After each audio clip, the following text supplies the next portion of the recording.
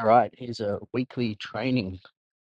I thought I'd leave this video a little bit more like a vlog type deal. So it's not going to be as punchy, but it'll be a bit longer and more depth and insight into the whys behind things. So first exercise up that we have here, this wasn't the first on the day. I did walking lunges and then several other upper body parts that find are lagging before hitting the squats. But today is predominantly a leg dominant day. So Saturday squats and quads with glute focus development. The way that I'm squatting these ones, uh, as you can see here, is quite controlled and slow on the way down. Now, at the top here, I'm not actually relaxing into the next rep. I'm flexing the quad as hard as I can. You can't sort of see it from this angle, but if you think about in bodybuilding, they stand in like a front relaxed pose. They're actually flaring or rotating their feet outwards, screwing into the floor to try and keep those quads as turned on as they can visually. So that's what I was doing there. It comes down to the why of you doing a movement. So it's always important to understand what's the purpose for me and the application of this movement. Why am I doing it? And then that will help the execution. I just have the single hamstring exercise today. It's around 15 to 20 reps just to build up a tiny bit more weekly volume. And then we move on to the bilateral hip press. So traditionally I had been doing this on the last couple of weeks unilaterally, but I just found I wasn't getting the same connection mind muscle that I thought I should out of that outside quad, which is my focus here on this one, particularly on the left leg.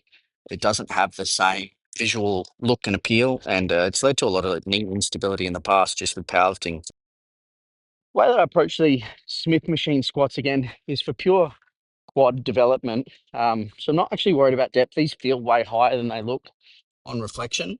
And so one of the things that I'm looking to do again here at the top is just flex those quads as hard as possible and keep the knee forward throughout the movement as much as possible, just to keep that pressure on the quad around the knee, just again for that size development. And look, I've found that in terms of tendon strengthening and pain, it's just been so good for just like my powerlifting applications.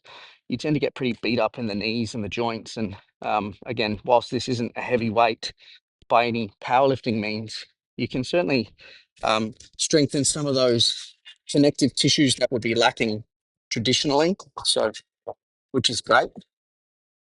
So as we move over here, we've got the booty builder. I really like this movement, actually, that abduction. It's a plate loaded machine. You can really sort of get at it. As you can see, I sort of wear two different pairs of shoes on leg day. I've got my heel for the elevation, but then I've also got my flat, which I can really grip the floor a lot more. The pump was very real today, which is great. Uh, I needed to add another quad exercise into the mix. So I haven't done belt squats before in this fashion.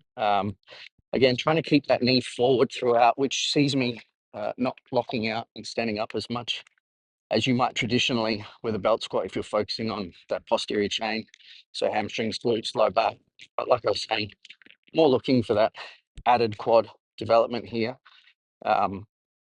Just again, find myself pushing higher and higher into the reps, which is not like high reps equal greater hypertrophy, but I think sometimes the higher the rep volume, the more ability you have to engage all of the fibers, or at least realize how many more you could be engaging and getting that overall muscle activation, which I think is the most important thing when it comes to hypertrophy. So again, by no means a heavy weight as far as belt squats are concerned, but it was pretty taxing to finish off on.